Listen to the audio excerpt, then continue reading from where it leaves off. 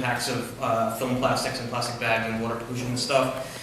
Clean Water Action partnered with Save the Bay and some other folks, and we went out and actually did what's called a microplastic trawl. We have a trawl that went along the surface of the water to try to catch basically everything but the water to see what we pulled in. And the Port of Providence and the Seekonk River were our two samples that had the thickest concentration of microplastics. So I can pass this around, but if you look on the bottom, all of that floating white stuff in there, that's all microplastics. It's all film plastic and rigid plastic that have broken down through wave action and through sunlight.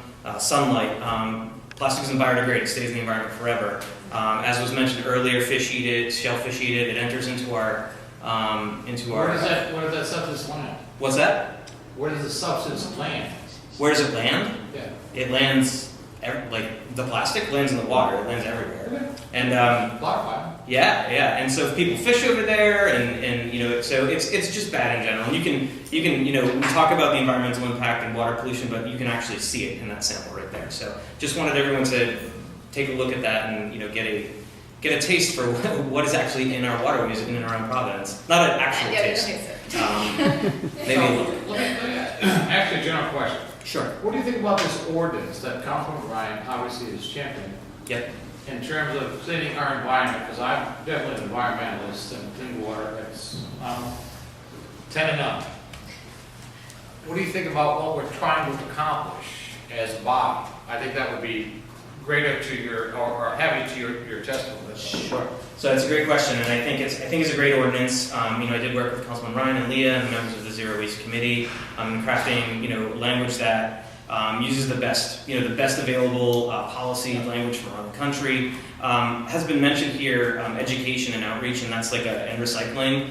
Those are really important parts of our waste management system.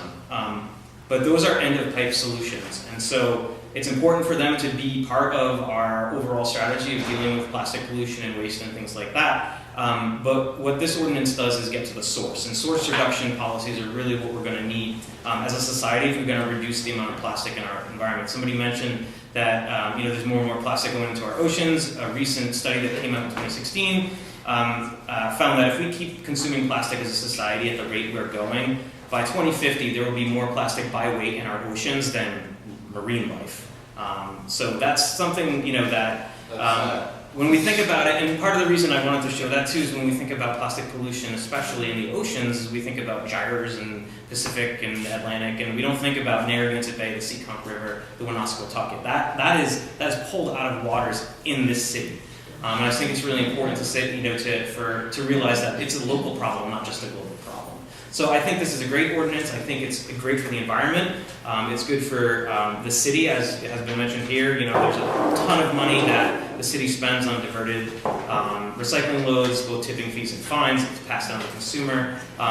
The problem with some of the plastic-only bans, like the 5 that we already have here in Rhode Island, are that they are harmful to business, and they can be. And so we wanted to make sure that the fee, you know, was kept by the businesses, Councilman Ryan said, you know, so it doesn't adversely impact them.